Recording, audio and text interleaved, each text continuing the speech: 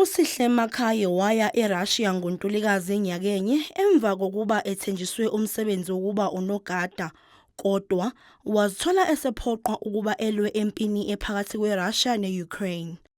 Kubikwa ukuthi uMakhaye wadlula emhlabeni ngoNdasa esalinde ukubuyiswa ekhaya. Emva kwezinyanga, umndeni wakhe usuzokwazi ukumfihla ngesizotha. Umzimba wasuka eRussia ngoLwesihlanu wafika eOR Tambo. Musuke eRussia wava ezweni laseTurkey wagcina ufike eOR Tambo. Izolo ufikile ke la eDube Trade Port ngezikhathi zantambama babese siyakwazi ukuthi sihlele sumndeni.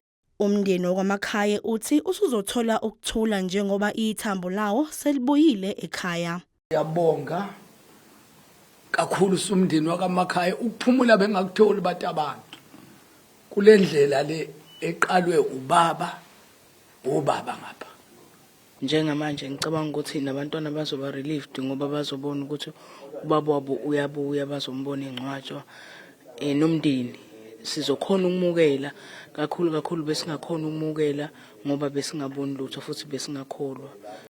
Umnyango wokuhleliswa kwabantu KwaZulu-Natal ubonge ukungenelela komnyango wezobudlelwane namazwe omhlaba, kanti ke ubike ukuthi uhulumeni usaphenya ngalolu daba. Umongameli ke niyakhumbula ukuthi ke sekunenyanga ezi3 ezadlulayo kwafika imizimba noma ewu17 eSouth Africa kobe sebeyavela bavusa uphenyo ukuze isimo sambe kahle kungagcina ingane zabantu ziyofela emazweni aphesheya ngale kokwazi kwalo, kodwa udouble dealing waphezulu lo nohulumeni alisebenzayo.